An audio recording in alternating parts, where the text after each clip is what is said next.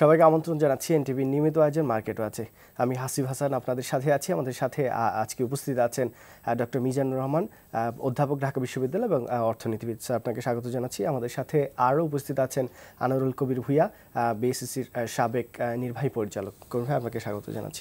Sir, আপনাকে দিয়ে শুরু করতে চাই। বাজারে গত 2 দিনের যে আচরণ, অনেকেই মনে করছেন যে ঈদের পরে যে বাজার একটা ভালো হবে, ক্যাপিটাল মার্কেট সবাই ধারণা করছিলেন, সেটির একটি প্রতিফলন দেখা যাচ্ছে যে পুঁজিবাজারে ভালো একটা গতি চলে আসছে। যদিও অনেকেই মনে করছেন যে এই 2 দিনে শেয়ার বিক্রি করে আর টাকা তোলা সম্ভব হবে না ঈদের আগে।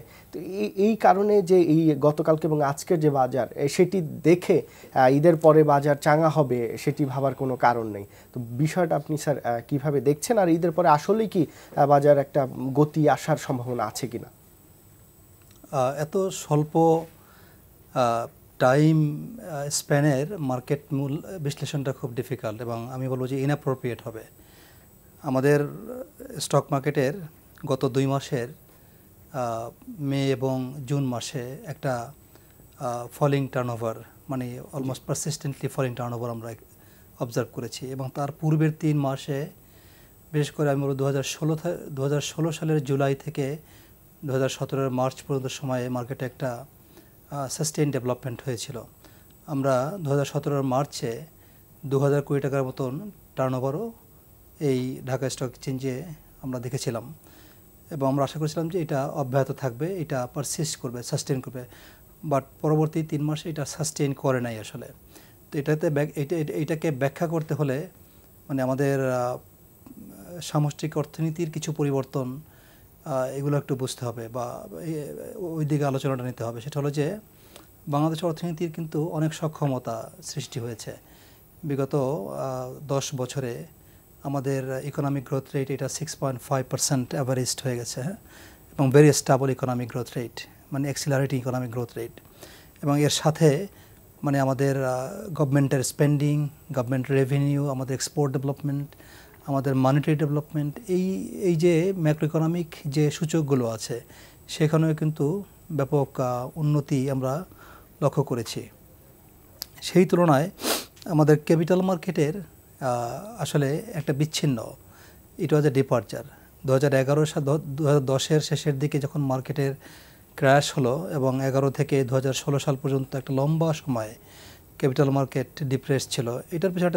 এটার পিছনে একটা বিহেভিয়ারাল রিজন আছে। মানে যখন মার্কেটে বাবল হয় সেটাও অনেক সময় লং পারসিস্ট করে এবং বাবল বিকাম আনসাস্টেনেবল। আবার যখন মার্কেটে ক্র্যাশ হয়, মার্কেট যখন মানে পতন হয়, তখনও মানুষ বিনিয়োগকারীদের মধ্যে একটা ফিয়ার ফ্যাক্টর সৃষ্টি হয়।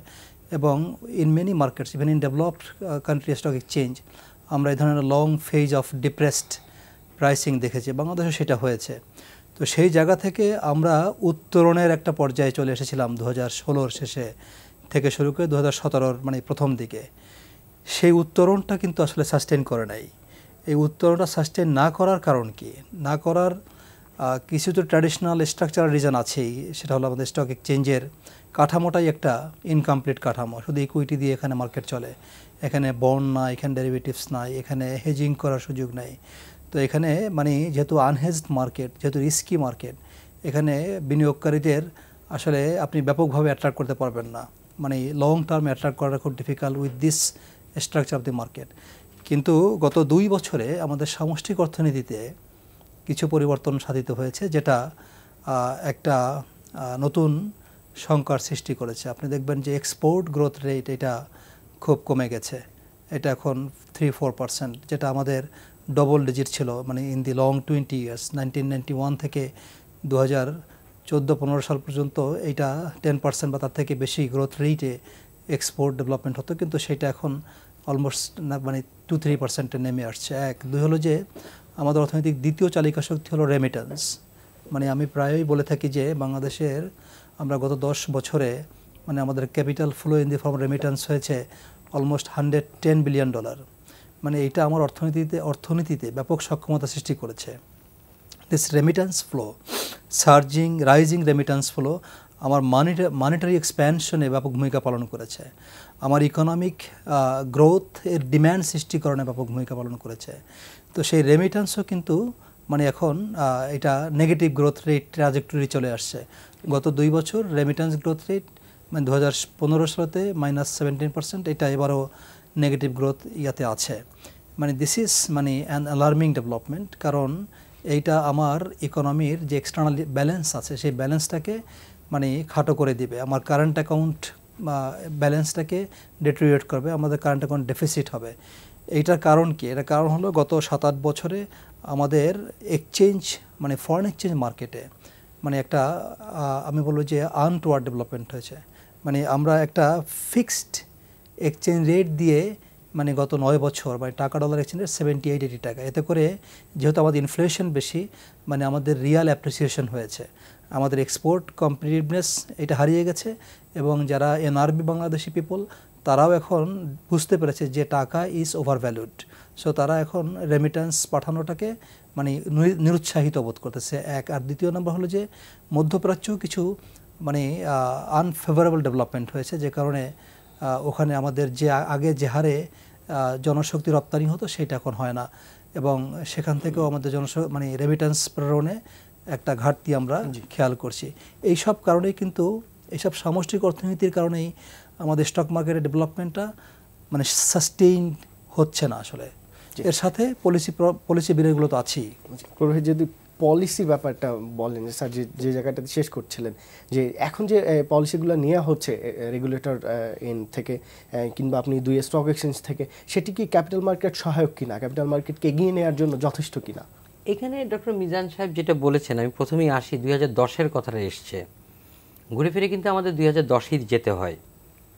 2010-এ যে মার্কেট বাবল বা ক্রাশটা হলো এই পলিসি ক্ষেত্রে, এখানে ক্যাপিটাল মার্কেটে যে access to the monetary market যেটা আছে ইনভেস্টমেন্ট, সেখানে কিন্তু এসসির ঢোকার কোনো স্কোপটা কম নাই।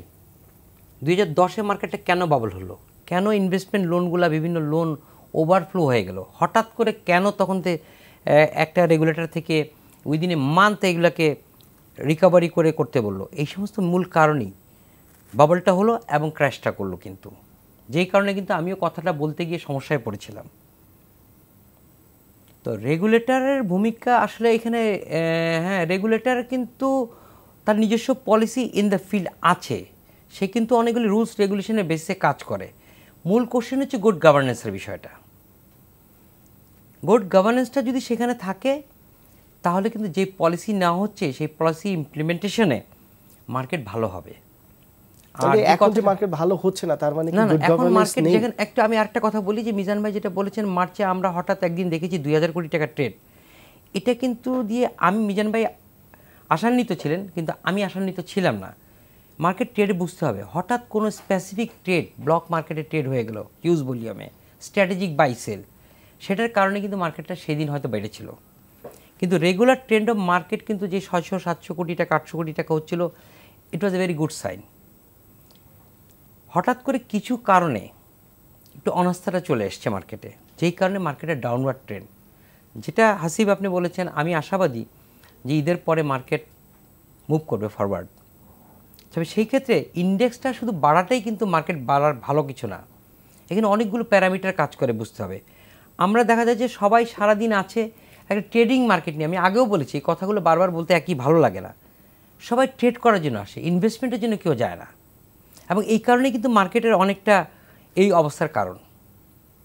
গভর্নমেন্ট কিন্তু অনেকগুলো ভালো ভূমিকা নিয়েছে, যেমন financial reporting council government already সে চেয়ারম্যান নিয়োগ করেছেন, তার বডি কনস্টিটিউশন করেছেন, তার এক তো আগেই হয়েছে, এখন এর আন্ডারে রুল ফ্রেম করবে। এই ফাইন্যান্সিয়াল রিপোর্টিং কাউন্সিল যখন ইন প্লেস চলে আসবে, মার্কেটে কিন্তু good governance both in the private and public সেক্টরে আসতে হবে। আমি বলবো ফাইন্যান্সিয়াল রিপোর্টিং কাউন্সিলে যারা আছেন তারা শুধু প্রাইভেট সেক্টরকে কনসেন্ট্রেট করলে হবে না, public sector including securities and exchange commission বলুক, সেন্ট্রাল ব্যাংক বলুক, বা অন্যান্য যারা ইনস্টিটিউশন আছে তাদের ইনভলভমেন্ট সব কিছুই তাদেরকে দেখতে হবে, তাহলেই কিন্তু মার্কেটের গ্রোথটা বাড়বে। আরেকটা কিন্তু মিজান ভাই খুব ভালো কথা বলেছেন, আমাদের অনলি ইকুইটি বেসড মার্কেট, শুধু ইকুইটি বেসড মার্কেট দিয়া একটা গ্রোয়িং ইকোনমি এভাবে চলতে পারে না, এখানে আদার ইনস্ট্রুমেন্টগুলো মার্কেটে আসতে হবে, হেজিং হতে হবে, আদারওয়াইজ রিস্ক ফ্যাক্টর থেকে যাবে। এই কারণে কিন্তু বারবার মার্কেটে ধাক্কা খাচ্ছে। এখন সময় এসেছে পলিসি লেভেলে সবাই সিদ্ধান্ত নিয়ে আমাদের মার্কেটে আরও অনেক ইনস্ট্রুমেন্ট নিয়ে আসা, এটা হলে মার্কেটের অবস্থানটা কিন্তু ভালো হবে আমি আশা করি। শুধু ট্রেডিংয়ের উপরে বেস করে মার্কেট ভালো হোক এটা আশা করাটা ঠিক হবে না, তাহলে কিন্তু সবাই লস করবে। স্যার এই মানে নতুন ইনস্ট্রুমেন্ট আনার জন্য মানে আমরা অনেক দিন ধরেই শুনছি ডিএসসিও কিছু প্রস্তাবনা দিয়েছে, সিএসসিও দিয়েছে, বিএসসিসি কাজ করছে, কিন্তু আমরা কোনো রেজাল্ট দেখছি না। শুধু ইকুইটি বেস মার্কেটই চলছে, এখানে শেয়ার কেনাবেচাই হয় এবং যেসব শেয়ারগুলো নতুন নতুন তালিকাভুক্ত হচ্ছে সেগুলো নিয়েও অনেক প্রশ্ন আছে। আপনি যদি দেখেন গত কয়েকদিনের বাজারের আচরণ, সেটি হচ্ছে যে যেসব কোম্পানিগুলো বাজারে লিড দিচ্ছে মানে টপ ট্রেডে থাকছে সেগুলো নিয়ে অনেক প্রশ্ন আছে। আমরা দেখছি যে দুটি কোম্পানির ব্যাপারে তদন্ত করছে বিএসসিসি, সেই কোম্পানির একটি এখন লিড দিচ্ছে আপনার যে রিজেন্ট টেক্সটাইল। গত কয়েকদিন ধরে যেটি তদন্ত হচ্ছে সেটি এখন টপে থাকছে, প্রতিদিন দাম বাড়ছে, তদন্ত কিন্তু শেষ হয়নি। আবার আপনি দেখেন নুরানি টেক্সটাইল, নুরানি আসছে, মানে এক একটা টেক্সটাইল যেগুলো আমরা টপ বাংলাদেশের লিডিং পজিশনে আছে, গার্মেন্টস, টেক্সটাইল, এগুলো কিন্তু আমরা দেখছি না তালিকাভুক্ত হতে। এবং এই সব কোম্পানিগুলো যখন আপনি তদন্ত করেন তারপরে সেটি তদন্ত শেষ হওয়ার আগেই সেটির দামও বাড়ছে, ট্রেডেও 1 নম্বরে চলে আসছে, তখন কিন্তু বিনিয়োগকারীদের মধ্যে সন্দেহটা আরও বেশি চলে আসে। আপনি দেখেন গত 3 দিন ধরে একটি কোম্পানি হলটেড, সেটি হচ্ছে আপনার সিবিও পেট্রোকেমিক্যাল। আমি ব্যক্তিগতভাবে কোম্পানিটি ভিজিট করেছি, সেটি এমন কোনো কোম্পানি না সেটি প্রতিদিন হলটেড হতে হবে। আপনি সেই কোম্পানি এবং আপনি যদি মোবিল যমুনার সাথে কম্পেয়ার করেন, মোবিল যমুনার দাম 120 টাকা, সেটি 240 টাকা 60 টাকা হলটেড, মানে এটি দেখার আসলে কেউ নেই। এটি যখন হয়তো 300 টাকা চলে যাবে তখন তদন্ত নামে একটা বিনিয়োগকারীদের সাথে একটা প্রতারণার করা হবে। এটি হচ্ছে প্রতিনিয়ত। আপনার প্রশ্ন হলো বিনিয়োগকারীদের মানে স্বার্থ সংরক্ষণের জন্য মার্কেট রেগুলেটরদের ভূমিকা কী বা স্টক এক্সচেঞ্জের ভূমিকা কী। তার আগে আমি একটু বলবো যে আমাদের মার্কেটে এত ভোলাটিলিটি কেন। মার্কেটে টার্নওভার 2000 কোটি টাকাতে উন্নীত হয়, আবার এটা কেন 500 কোটি টাকায় চলে আসে। এর কারণ হলো আমাদের মার্কেটটা খুব ছোট মার্কেট। 2000 কোটি টাকা এটা কি টু বিগ? আমি বলি it is not too big, কারণ আমাদের অর্থনীতির তুলনায় আমাদের গত বছরের সারা বছরের স্টক এক্সচেঞ্জগুলো টার্নওভার হলো আমাদের জিডিপির অনলি 10%। সেখানে ভারতে হলো এটা মানে অ্যাবাউট মানে মোর দ্যান 100%, ভিয়েতনামে এটা 160%, এবং পাকিস্তানও 90%, 80% উন্নীত হয়েছে। তাহলে বুঝতে হবে যে বাংলাদেশে স্টক মার্কেটের কোনো ডেভেলপমেন্ট হয় নাই। বাংলাদেশে নিয়ন্ত্রক সংস্থা আছে বা যারা সরকারের দায়িত্বশীল ব্যক্তি আছেন তারা কি এই বিষয়টা বুঝতে পারছেন না? মানে বাস্তবতাটা হলো বাংলাদেশের ক্যাপিটাল মার্কেটের ডেভেলপমেন্ট হয় নাই। এইখানে বিনিয়োগকারীদের অ্যাট্রাক্ট করা যায় নাই। বিনিয়োগকারীদের অ্যাট্রাক্ট করা যায় নাই কেন? কারণ এখানে বিনিয়োগকারীদের সুরক্ষা ব্যবস্থা নাই, এখানে বিনিয়োগকারীদের স্বার্থ সংরক্ষণের ব্যবস্থা নাই। ইনভেস্টর, বন্ড হোল্ডার, ডিপোজিটরদের স্বার্থ সংরক্ষণ করতে হবে। মানে এইটা হলো একটা গভর্নেন্সের কোশ্চেন। এই গভর্নেন্সের অনেকগুলো সোর্স আছে। বাংলাদেশ ব্যাংক গভর্নেন্স এনশিওর করে as a regulator. Bangladesh securities exchange commission তালিকাভুক্ত কোম্পানির গভর্নেন্স এনশিওর করার দায়িত্বে আছে। স্টক এক্সচেঞ্জেরও কিন্তু একটা আধা মানে নিয়ন্ত্রক ভূমিকা, আমরা সিউডো রেগুলেটরি রোল বলি, ব্যাপক ভূমিকা আছে। কারণ স্টক এক্সচেঞ্জ ইচ্ছা করলে কোনো কোম্পানির এই সুশাসনের অভাব পরিলক্ষিত হলে তাকে স্টক এক্সচেঞ্জ থেকে অতালিকাভুক্ত করতে পারে। তো আমাদের দেশে এই নিয়ন্ত্রণকারী সংস্থা যেগুলো আছে তাদের ক্যাপাসিটি নিয়ে বড় প্রশ্ন আছে এবং তাদের সদিচ্ছা নিয়েও প্রশ্ন আছে। আপনি বিভিন্ন কোম্পানির নাম বলেছেন, আমি কোনো স্পেসিফিক কোম্পানি নিয়ে আলোচনা করতে চাই না। তবে আমাদের দেশে বিভিন্ন কোম্পানি নিয়ে ব্যাপক মানে কারসাজিপূর্ণ ট্রেডিং হয়। আমরা বলি টেকনিক্যাল টার্ম সিরিয়াল ট্রেডিং, আমরা বলি সিরিয়াল ট্রেডিং অথবা ইনসাইডার ট্রেডিং বলি। এই জিনিসগুলো দেখার দায়িত্ব হলো স্টক এক্সচেঞ্জের এবং আমাদের দেশে বাংলাদেশ সিকিউরিটি এক্সচেঞ্জ কমিশনের। কারণ সামহাও মানে কর্পোরেট গভর্নেন্সের যে বড় নিয়ন্ত্রণকারী ভূমিকাটা সিকিউরিটি এক্সচেঞ্জ কমিশন ডেলিভার করে থাকে। ইভেন সার্ভেলেন্স মেকানিজমটা এটাকেও মনিটর করার দায়িত্ব বাংলাদেশ সিকিউরিটি এক্সচেঞ্জ কমিশন আছে। তো যেসব কোম্পানির ইনসাইডার ট্রেডিং হচ্ছে বা যেসব কোম্পানিতে সিরিয়াল ট্রেডিং হচ্ছে বাই দি ব্রোকার্স অথবা বাই বিগ ইনভেস্টার্স, এগুলো কিন্তু illicit activities in the stock exchange এবং এগুলো লং টার্ম মার্কেট ডেভেলপমেন্টের জন্য বড় অন্তরায়। তো কেন তারা এগুলা ধরতে পারছে না সময় মতো, কেন তারা বিনিয়োগকারীদের স্বার্থ সংরক্ষণের জন্য রাইট টাইমে ইন্টারভেনশন করতে পারছে না, সেটা আমারও একটা বড় প্রশ্ন। আমি মনে করি যে এইসব জায়গাগুলোতে যদি নিয়ন্ত্রণকারী সংস্থাগুলো আরও বেশি কার্যকর ভূমিকা পালন করতে না পারে, তাহলে বিনিয়োগকারীরা আরও বিমুখ হয়ে যাবে। আপনি তো বিএসসিসি একসময় চালিয়েছেন,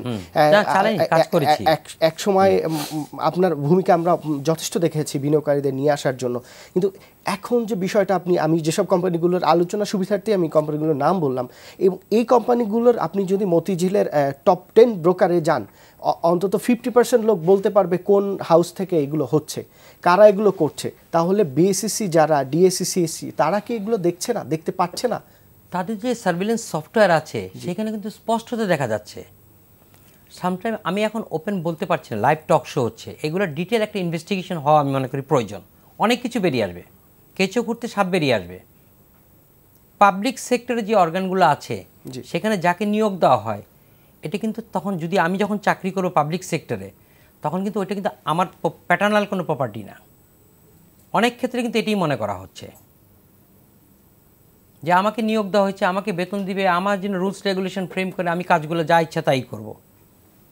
এটা for the interest of investor, এই কথাটা মাথায় রেখে কাজ করতে হবে। কারণ আমাদের যে অর্ডিন্যান্স 69 এবং 93 অ্যাক্ট, যেটার উপরে বেস করে ক্যাপিটাল মার্কেটে ডেভেলপমেন্ট হচ্ছে, সেখানে বলা আছে to protect the interest of investor. এখন protect the interest of investor, I am really surprise talking to some regulator officials talking investor বলতে তারা বুঝে যে শেয়ার মার্কেটে যারা বিনিয়োগ করেছে, সেকেন্ডারি মার্কেটে, এরকম কথাও আমি পেয়েছি, এই রিসেন্টলি বলেছে। এখন ইনভেস্টার বলতে তখন আমি বললাম যে ইনভেস্টার একটা স্পন্সর কি ইনভেস্টার না? যে ক্যাপিটালটা খাটাচ্ছে সে কি ইনভেস্টার না? কিন্তু আমরা তো দেখছি যে ওই স্পন্সরদের স্বার্থ রক্ষাই করা হয়। না, স্পন্সর ইনভেস্টার ক্ষুদ্র বিনিয়োগের, ক্ষুদ্র এখানে ইনভেস্টমেন্ট মার্কেট, সেখানে আসতে হবে। যেটা আপনি গিয়েছেন সেটা হলো স্পন্সরদের স্বার্থ সংরক্ষণ করা সব ক্ষেত্রে না। যাদের গুড গভর্নেন্স আছে তাদের কোম্পানি কিন্তু ভালোই করছে, সেক্ষেত্রে কিন্তু কোনো কোশ্চেন আসছে না। আমি একটা কথাই বললাম, ডিটেল একটা ইনভেস্টিগেশন হওয়া প্রয়োজন, কার কি ভূমিকা আছে ইনভেস্টিগেশন হওয়া প্রয়োজন, কিন্তু হচ্ছে না তো। এবং হচ্ছে আবার যেগুলো মানে লোক দেখানো, আপনার কোনো শেয়ারের দাম হয়তো 10 টাকা থেকে 30 টাকা হলো, এটি হতেই পারে, কিন্তু যে কোম্পানিটা হলো ওই সেক্টরের অন্যান্য কোম্পানি এর চেয়ে অনেক ভালো, সেগুলোর দাম বাড়ছে না, এগুলোর ভলিউম এত না। ওই 30 টাকা হওয়ার পরে তদন্ত হয়, এবং তদন্ত হওয়ার পরে কিছুদিন পরে আবার সেটির নিয়ে আবার খেলা হয়, এবং এটি প্রতিনিয়তই চলে আসছে। এটা কি আসলে এগুলো খুঁজে বের করা সম্ভব না? আমি আপনাকে বলি, এটাকে মানে এটা এটা এটা এটা একটা সিম্পল পলিসি ফেলিওর। আমাদের তালিকাভুক্ত কোম্পানিগুলোর অনেকগুলো কোম্পানি আছে যারা তালিকাভুক্ত রয়েছে বছরের পর বছর ধরে with only a nominal percentage of share outstanding, মানে 0.5%, 1%, 5%, 10% শেয়ার ফ্লোট নিয়ে বহু কোম্পানি আমাদের স্টক এক্সচেঞ্জে তালিকাভুক্ত আছে। এখন যে কোম্পানির 0.5% শেয়ার ট্রেডেবল মার্কেটে, যেটা অ্যাভেলেবল মানে বিজনেসের জন্য, ট্রানজ্যাকশনের জন্য, এইটা যে কোনো ইন্ডিভিজুয়াল বিনিয়োগকারীও ক্রয় করে ফেলতে পারে। তাহলে বাংলা পৃথিবীতে কোথাও এই ধরনের মানে এই অবকাশটা নাই। আপনি ভারতের দিকে তাকান না, সেবির ওখানে রুলস বলা আছে যে 25%-এর নিচে ফ্লোট থাকলে তাকে ট্রেডিং করতে পারমিট করা হবে না, তাকে লিস্টেড মানে ওই কোম্পানি তালিকাভুক্ত হতে পারবে না, থাকতে পারবে না।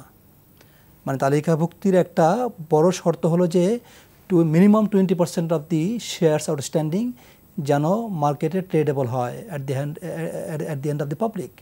কিন্তু আমার এখানে 1%ও আমরা এটা পারমিট করি। মানে এই যে রুলসের মানে সঠিক রুলসের অভাব এই ইনসাইডার ট্রেডিং বা সিরিয়াল ট্রেডিংকে এনকারেজ করছে। মানে বিনিয়োগকারীদের স্বার্থ এর মাধ্যমে ব্যাপকভাবে ক্ষতি করা হচ্ছে।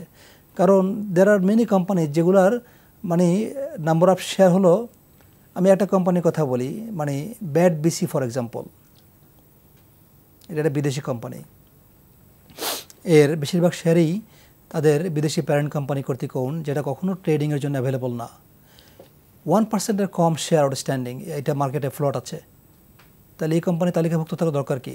বার্জার আছে, দেয়ার আর মেনি সাচ কোম্পানিজ যেগুলোর float percentage is very small, এবং এইসব কোম্পানিগুলো এগুলো না, অনেক খারাপ কোম্পানিও আছে। এগুলো নিয়ে কিন্তু তেমন ম্যানিপুলেশন হয় না। আপনি দেখেন ব্যাডবিসের যে প্রাইস, হয়তো সেটি আইসিবির কাছে শেয়ার থাকার কারণে এই প্রাইসটা আছে, কিন্তু যেসব কোম্পানিগুলোর নিয়ে আপনার এই ম্যানিপুলেশনটা হচ্ছে সেগুলো কিন্তু সবাই বুঝতে পারছে যে এটি নিয়ে কিছু একটা হচ্ছে, কিন্তু রেগুলেটররা বুঝতে পারছে না। এবং অনেক ক্ষেত্রে তদন্ত হয়, তদন্তটা হওয়ার পরে সেটি নিয়ে আরও দাম বেড়ে যায়, এবং তদন্ত হওয়ার পরে আমরা দেখি না কোনো রেজাল্ট। তাহলে এইরকম যদি অবস্থা হয়, হাসিব, আমি সরি ফর ইন্টারভেনশন, সারপ্রাইজিং জিনিস আমি শুনেছি যে কথাটা আপনি বলছিলেন, তদন্ত হয়, তদন্তকালীন সময় পর্যন্ত কেউ কোনো কিছু কিছু লোকজন উঠে পড়ে লেগে যায় যে ওকে বাঁচাইতে হবে, ওইটা করতে হবে। একজন তদন্ত করছে, তদন্ত কমিটি, তদন্ত কর্মকর্তা সম্পূর্ণ স্বাধীন। আমি এসসিতে কাজ করেছি, আমি রুলস রেগুলেশন জানি।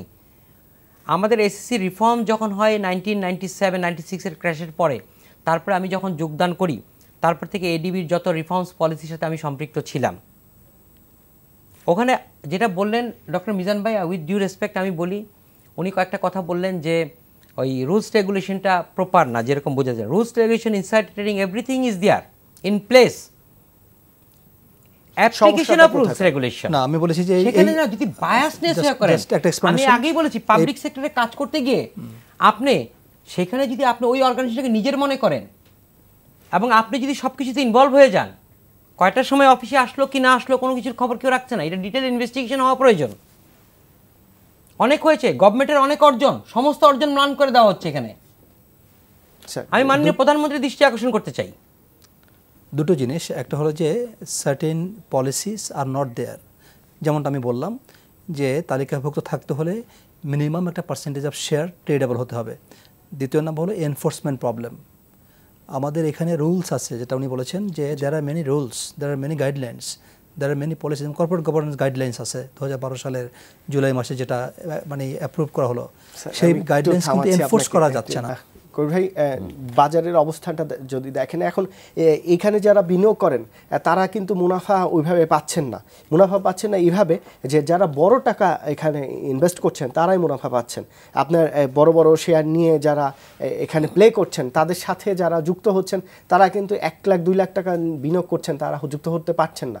হয়তো 10 কোটি টাকা, 20 কোটি, 50 কোটি টাকা যিনি ইনভেস্ট করছেন, তাকে দেখা যাচ্ছে ওই ম্যানিপুলেশনের সাথে যারা জড়িত তারাই খুঁজে নিচ্ছেন যে ভাই তুমি আমাদের সাথে আসো।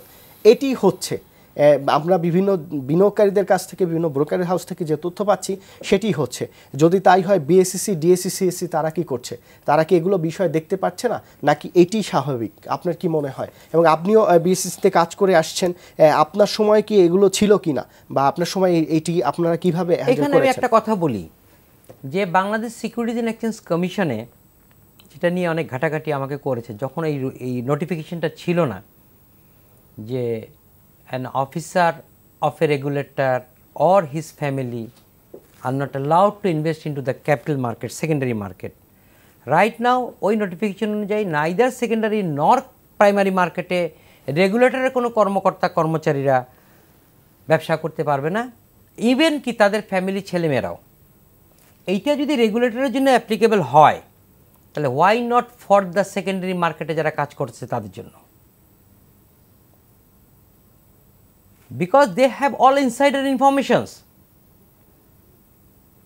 আমি যতটুকু জানি, আমার এই বিগত অল্প কয়েকদিনে গভর্নমেন্ট থেকে বেরিয়ে এসে বাইরে কাজ করা থেকে আমার অভিজ্ঞতা যে ইজি অ্যাক্সেস আছে সবাই, গিভ অ্যান্ড টেকের মাধ্যমে সমস্ত ইনসাইডার ইনফরমেশন ইনক্লুডিং সিডিবিএল, যেগুলি অনতিবিলম্বে বন্ধ হওয়া উচিত মার্কেটের স্বার্থে। আমি এর আগে একটু বলেছি যে সরকারের অর্জন, মাননীয় প্রধানমন্ত্রীর অর্জন, আওয়ামী লীগ সরকারের অর্জন অনেক আছে। কিছু কতিপয় লোককে ম্যানিফেস্টোতে লেখা নাই আমি আওয়ামী লীগ করি, আমি এটা করব, আমি মাস্তানি করব, আমি যা ইচ্ছা তা করব। তাই আমি আবারও দৃষ্টি আকর্ষণ করছি সরকারের ঊর্ধ্বতন মহল সহ ইনক্লুডিং মাননীয় প্রধানমন্ত্রীকে, সামনে নির্বাচন আছে, এখনই সময় সবগুলো বিষয়টা একটু ভালো করে দেখানো প্রয়োজন প্রত্যেকটা সেক্টরে। এটা একটা একটা ক্যাপিটাল মার্কেট, একটা ভেরি একটা sensitive sector. Sir, sensitive market এখানে স্বাভাবিকই মানুষের সঞ্চয় যতটুকু থাকে তার একটা বেশিরভাগই এখানে বিনিয়োগ করেন, অনেকে পুরোটাই করেন।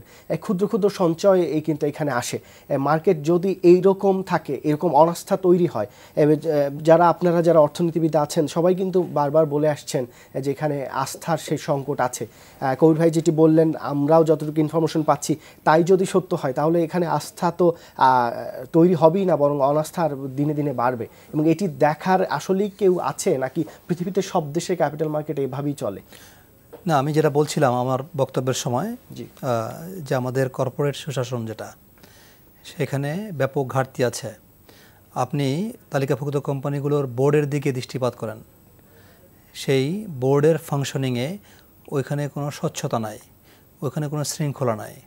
আপনি ব্যাংকগুলোর দিকে তাকান, ব্যাংকের বোর্ডগুলোর দিকে তাকান, সেখানেও আমরা কোনো শৃঙ্খলা দেখতে পাচ্ছি না। তালিকাভুক্ত ব্যাংক, আর্থিক প্রতিষ্ঠান, তালিকাভুক্ত কোম্পানিগুলোর এই বোর্ডের গুড গভর্নেন্স এনশিওর করবে কে? অবশ্যই তালিকাভুক্ত হওয়ার কারণে ফার্স্ট এবং প্রাইমারি অবলিগেশন হলো বাংলাদেশ সিকিউরিটি এক্সচেঞ্জ কমিশনের। বোর্ডের যে কমিটিগুলো আছে সেগুলো নিয়মমাফিক হচ্ছে কিনা, অডিট কমিটিগুলো সেগুলো নিয়মমাফিক হচ্ছে কিনা, ইন্ডিপেন্ডেন্ট নন এক্সিকিউটিভ ডিরেক্টর যাদেরকে বোর্ডে নেওয়া হচ্ছে তারা ইন্ডিপেন্ডেন্ট কিনা, তাদের কতটুকু ইন্ডিপেন্ডেন্স আছে, তার নামে ইন্ডিপেন্ডেন্ট না আসলে কাজে কর্মে ইন্ডিপেন্ডেন্ট, এগুলোকে এনফোর্স করার দায়িত্ব কার? এগুলোকে এনফোর্স করার দায়িত্ব অবশ্যই বাংলাদেশ সিকিউরিটি এক্সচেঞ্জ কমিশন এবং বাংলাদেশ ব্যাংকের, পার্টিকুলারলি ফর দি আর্থিক ফাইন্যান্সিয়াল ইনস্টিটিউশনস। আপনি অনেকগুলো ব্যাংকের কথা যদি আমরা বলতে পারি যে সেখানে এই বোর্ডের কোনো সুশাসন না থাকার কারণে ওই ব্যাংকের ইন্টারমিডিয়েশন কার্যক্রম একেবারে মুখ থুবড়ে পড়েছে। তাদের এনপিএল বা যেটা হলো নন পারফর্মিং লোন, এইটা 20%, 30%, 40% উন্নীত হয়েছে। এর মানে হলো যে ওই ব্যাংক ইনসলভেন্ট হয়ে গেছে। এই যে আমরা সুশাসনের অভাব দেখতে পাচ্ছি। আমরা যদি এইসব জায়গায় তাৎপর্যপূর্ণ উন্নতি সাধন করতে না পারি তাহলে ক্যাপিটাল মার্কেটে বিনিয়োগকারীরা আসবে না। কারণ বিনিয়োগকারী মার্কেট কিন্তু as a whole very smart. যখন দেখবে যে আমার কষ্টার্জিত সেভিংস বিনিয়োগ করলে তা হারিয়ে যায়, তখন কেন মানুষ এখানে বিনিয়োগ করতে আসবে? স্যার, আপনি এইটি যেটা বললেন এটি একটি পার্ট, আরেকটি যেটা আমরা এতক্ষণ ধরে আলোচনা করলাম সেই জায়গাটাই যদি আপনি একটু আলোকপাত করেন যে এখন কবির ভাই যেটা একটু ইঙ্গিত দিয়েছেন যে সেকেন্ডারি মার্কেটে যারা জড়িত তারা কেন বিনিয়োগ করতে পারবে যদি বিএসসিসির লোকজন না পারে, বিএসসিসি কর্মকর্তা কর্মচারীরা। এখানে দেখা যাচ্ছে যে কিছু ব্রোকারেজ হাউস, কয়েকটি, সব না, এখানে কয়েকটি ব্রোকারেজ হাউস থেকেই এইগুলো হচ্ছে। এবং সম্প্রতি একটি ব্রোকারেজ হাউস থেকে নাম খুব বড় আকারে শোনা যাচ্ছে, সেই ব্রোকার যেটি রিজেন্স টেক্সটাইলের ব্যাপারে শোনা গেছে, বা সেই ব্রোকারেজ হাউসটির ব্যাপারে এত বেশি শোনা যাচ্ছে। আরও দু একটি ব্রোকারেজ হাউস আছে, সেখান থেকেই এই ম্যানিপুলেশনগুলো হচ্ছে এবং সেখানে কর্মকর্তা কর্মচারীরা এখানে জড়িত। দেখেন, আপনি বলছেন এটা সবাই তো জানে, এটা ইট ইজ পাবলিক ইনফরমেশন, এবং এটা একটা আমি বলবো ইললেজিটিমেট অ্যাক্টিভিটি, প্র্যাকটিস, এটা আনলফুল প্র্যাকটিস। তো আনলফুল প্র্যাকটিস হলে সেটার তো আইন তো সেটাকে পারমিট করে না, সেটাকে এনফোর্স করলেই হয়। এবং নিয়ন্ত্রকের সংস্থাগুলো এনফোর্স করার দায়িত্ব তাদের, স্টক এক্সচেঞ্জে এটা এনফোর্স করার দায়িত্ব আছে। আমি যেটা সমস্যাটা হচ্ছে অন্য জায়গায় দেখা যাচ্ছে বিএসসিসির কোনো ডিরেক্টর, কোনো এক্সিকিউটিভ ডিরেক্টর কিংবা অন্য কোনো কর্মকর্তা, তার হয়তো রিলেটিভ, তার পরিচিত, এইভাবে পার পেয়ে যাচ্ছে। আমি বলি বিনিয়োগকারীরা মার্কেটের প্রাণ। এখন যে কোশ্চেনগুলো আজকে রেজ করেছে, যখন পিঠ দেয়ালে ঠেকে যাবে না তখন কিন্তু রিভল্ট করে উঠবে সব জায়গা থেকেই। এখন অলমোস্ট এই অবস্থা দাঁড়িয়েছে। আমরা তো দেখেছি যে বিএসসিসি চেয়ারম্যান বিভিন্ন জায়গায় বলছেন, আমরাও জানি তিনি অনেক চেষ্টা করছেন মার্কেটকে রেগুলেশন যেগুলো আছে, আইন কানুন অনেক পরিবর্তন করতে, যেগুলো মার্কেট ফ্রেন্ডলি হয়। কিন্তু তারপরে যদি এই ধরনের প্রশ্ন উঠে, সেটি তো তাদের যে অর্জন যতটুকুই আছে সেটুকু তো আসলে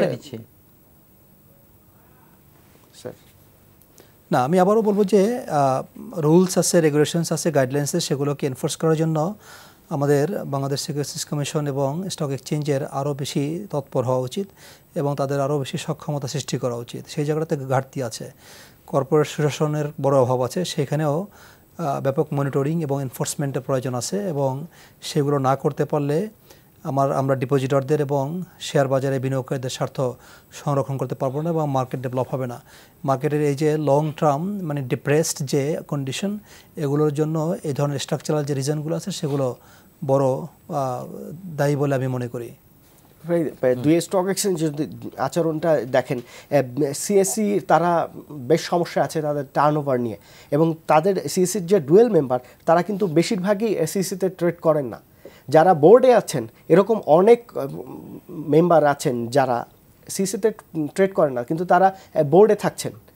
সিএসসি তারা টার্নওভার নিয়েই এত ব্যস্ত, তাদের এমডি তাদের বোর্ড, যে অন্য কোনো বিষয় নিয়ে তারা আসলে মাথা ঘামানোর কোনো সুযোগ নেই। কিন্তু আমরা ডিএসসির আচরণ দেখে কিন্তু আমরা অনেক সময় হতবাক হই যে তারা কি ধরনের আচরণ করে, তারা বিনিয়োগকারীদের কতটুকু প্রোটেকশন দিচ্ছে, তারা কি এই যে আপনি যে প্রশ্নগুলো তুললেন, এই সব কয়েকটি ব্রোকারেজ হাউস থেকে যেগুলো হয় এগুলোর তথ্য তো সাথে সাথে ডিএসসি থেকে জানার কথা, তারা তো সবার আগে পদক্ষেপ নেওয়ার কথা এবং তাদেরই বিএসসিতে রিপোর্ট করার কথা। সেগুলো আমরা দেখছি না, বরং দেখছি যেসব স্বাভাবিক কারণেই যেসব শেয়ারের দাম বাড়ছে সেগুলো কেন বাড়ছে সেই তদন্ত হয়। এটা খুব দুঃখজনক ঘটনা।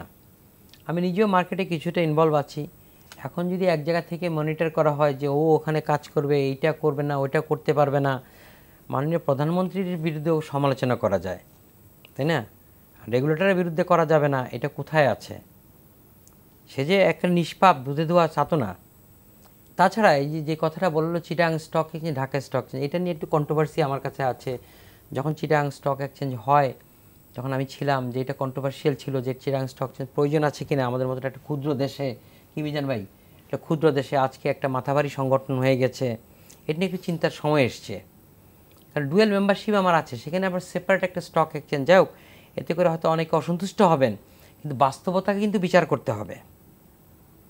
এখন সময় এসছে সব কিছু মিলেই আর একটা রিফর্মস পলিসি নিয়ে ইমিডিয়েটলি এগোতে হবে এবং আর সময় নষ্ট করা যাবে না।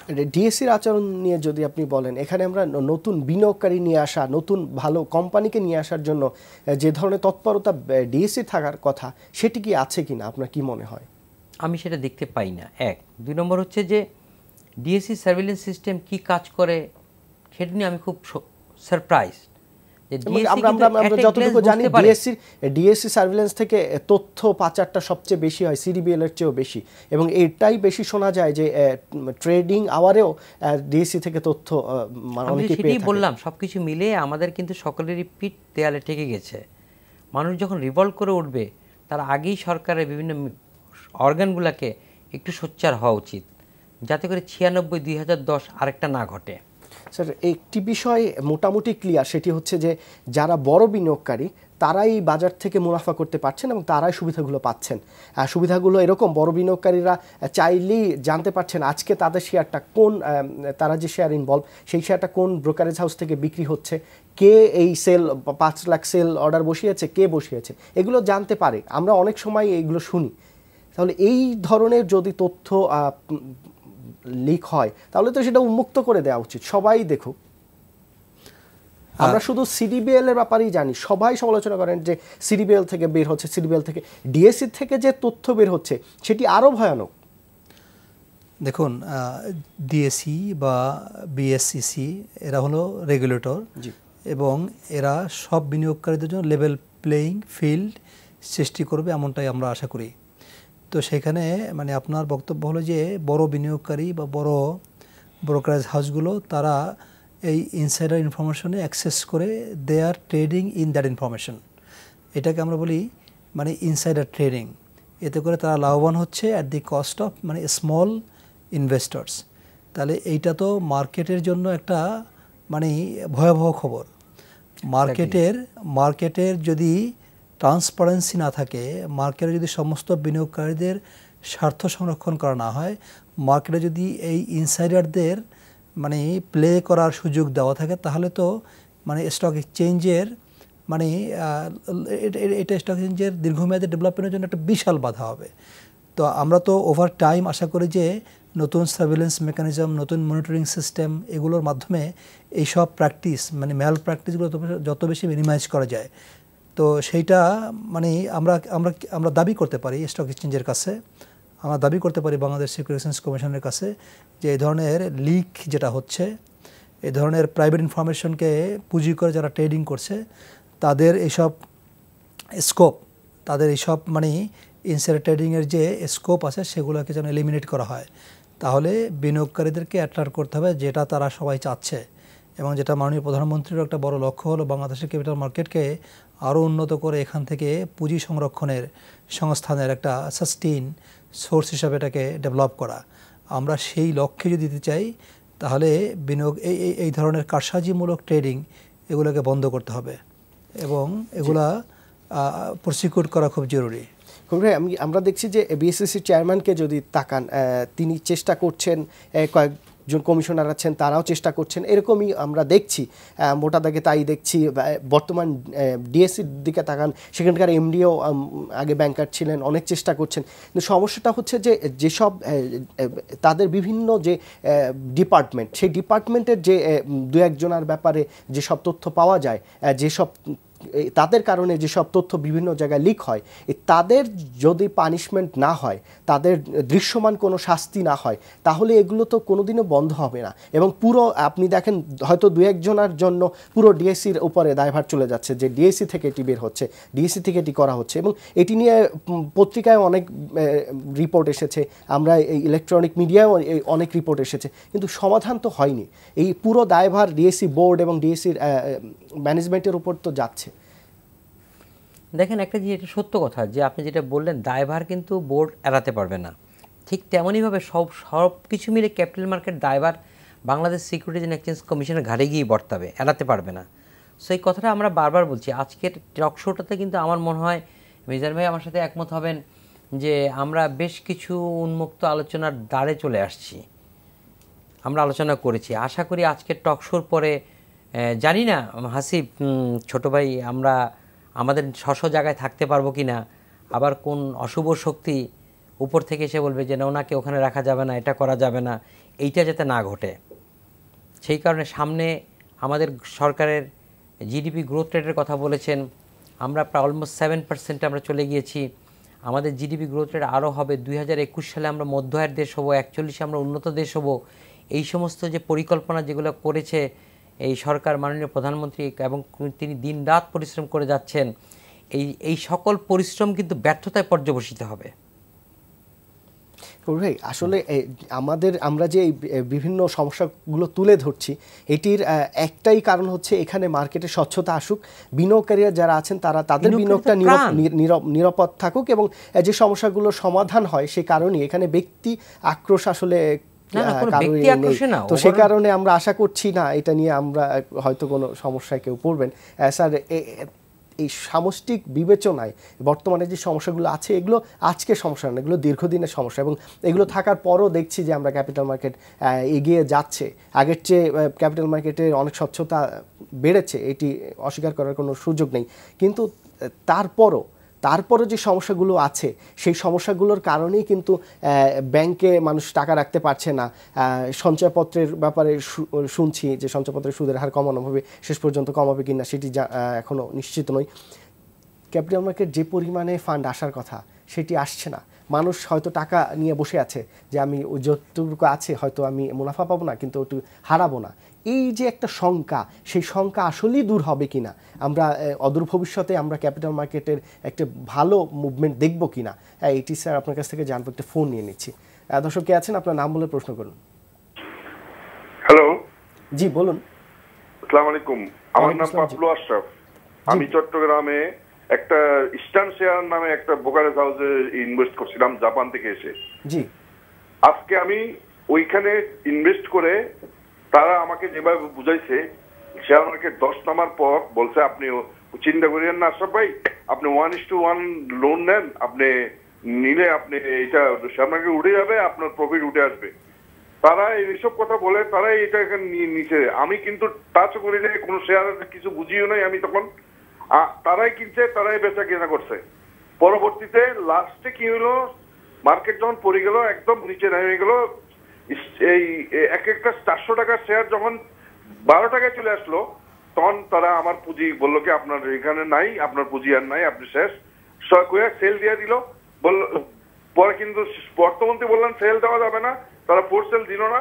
পরে শেয়ার মার্কেট উঠে আসলো, আবার আমার টাকাটা নাই, আমাকে একটা চিঠি দিয়ে দিল আমার অ্যাড্রেসে যে আপনার টাকা সব নাই হয়ে গেছে, আপনি আর আসবেন না এখানে, এইভাবে বলে আমি আমার টাকা পাইলাম না, কিছুই পাইলাম না। আপনি কত টাকা বিনিয়োগ করেছিলেন এবং ব্রোকারেজ হাউসটার নাম কি বললেন?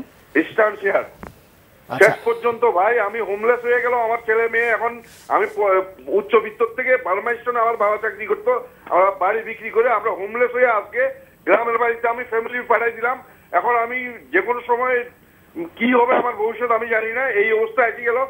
উচ্চ প্রবৃত্তি এই সেই এগুলো আমার মতন একটা উচ্চ মধ্যবিত্ত লোক আজকে নিম্নবিত্তের নামে গেল। এইখানে গভর্নমেন্টও দেখার কেউ নাই, এসএসসিও কেউ দেখার নাই, মন্ত্রীও কেউ দেখার নাই, জেনারেলের কাছে গেলাম জেনারেলও দেখার নাই। দর্শক আপনি লাইনে থাকুন, আপনি আমাদের উত্তর জানতে পারবেন, অতিথির উত্তর দেবেন। আরেকজন দর্শক আছেন, আপনার নাম বলে প্রশ্ন করুন। জি, লাইনে কেউ আছেন? জি বলুন। জি জি, আমি বলছিলাম কি, আপনার টিভির ভলিউমটা কমিয়ে প্রশ্নটা করুন।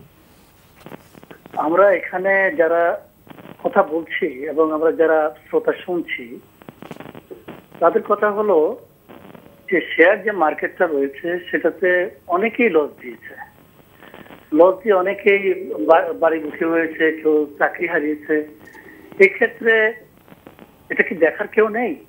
আমরা কি এইভাবেই চলতে থাকবে? একটা কমিশন গঠন করা হয়, কমিশনের শেষে কি হয় এটা অন্ধকারে হারিয়ে যায়, আমরা কি এটা জানতে পারি না? এই অধিকার কি আমাদের নেই? ধন্যবাদ ধন্যবাদ। আমি একটু ইন্টারাপ্ট করি, যেখানে এখানে আগের ভাই বলেছেন যে শেয়ার ট্রেড করেছে তার অ্যাকাউন্টে, মানে এখানে এটা কিন্তু অত্যন্ত গর্হিত কাজ। দুটো প্রশ্ন, যিনি না বুঝে এসেছেন আমি করে দিব সেটাও যেমন ঠিক হয়নি, তার বুঝে আসা উচিত ছিল।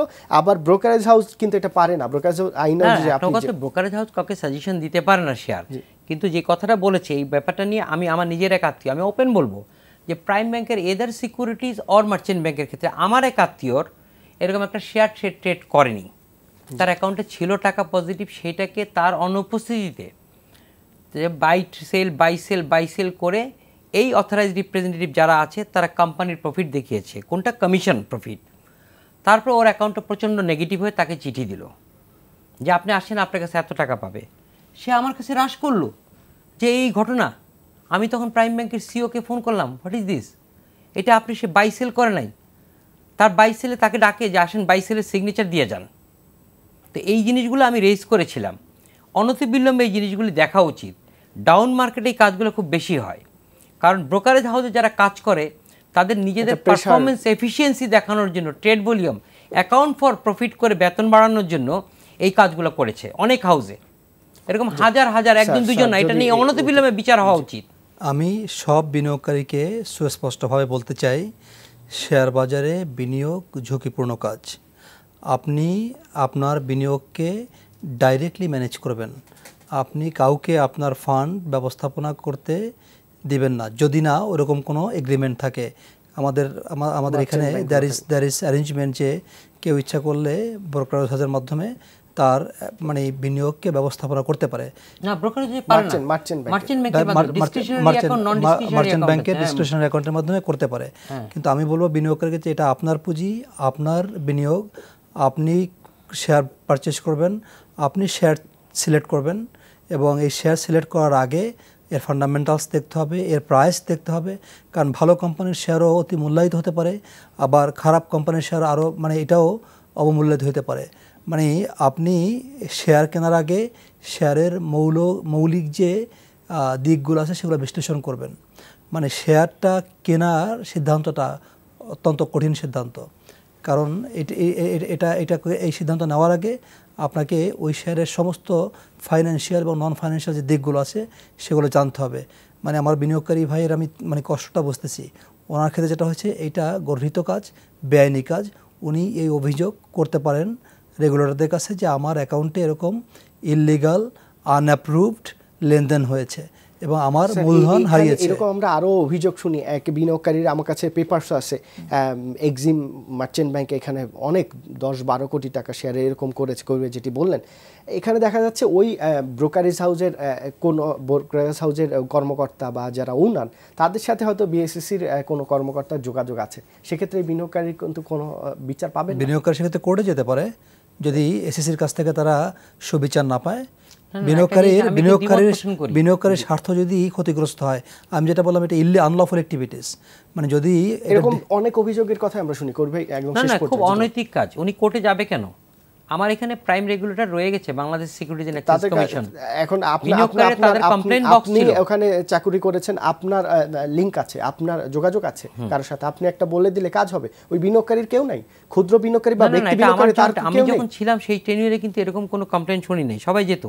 আমি আর একটা যেটা বললাম যে বাই সেল অর্ডারগুলো যেগুলো করছে without taking the consent or approval of the client, এগুলো একটা এত ডিটেল ইনভেস্টিগেশন দরকার নেই তো। একটা ইনভেস্টিগেশন করে ইমিডিয়েটলি ওই যে ব্রোকারেজ হাউসের লাইসেন্সটা বাতিল করে দিয়ে যে করেছে তাকে শাস্তি দিয়ে দাও। 1-2টা শাস্তি দিলে অটোমেটিক্যালি সব সিধে হয়ে যাবে। জি করবে, এখানে শেষ করতে হচ্ছে। অনেক ধন্যবাদ আপনাকে স্যার, আপনাকে অনেক ধন্যবাদ। দর্শক এখানেই শেষ করছি। সবাইকে অগ্রিম ঈদের শুভেচ্ছা। যেখানেই থাকেন ভালো থাকেন, সবার ঈদ ভালো কাটুক এই আশায় শেষ করছি। আল্লাহ হাফেজ।